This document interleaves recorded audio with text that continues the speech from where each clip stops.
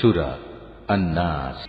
বিসমিল্লাহির রহমানির রহিম। রহমান রহিম আল্লাহ তাআলার নামে। কুল আউযু বিরাব্বিন নাস। হে নবী, তুমি বলো, আমি আশ্রয় চাই মানুষের মালিকের কাছে। মালিকিন নাস। আমি আশ্রয় চাই মানুষের আসল বাদশাহর কাছে।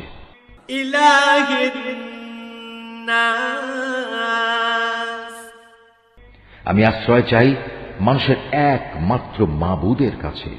মিন শাররিল ওয়াসওয়াসিল খান্নাস।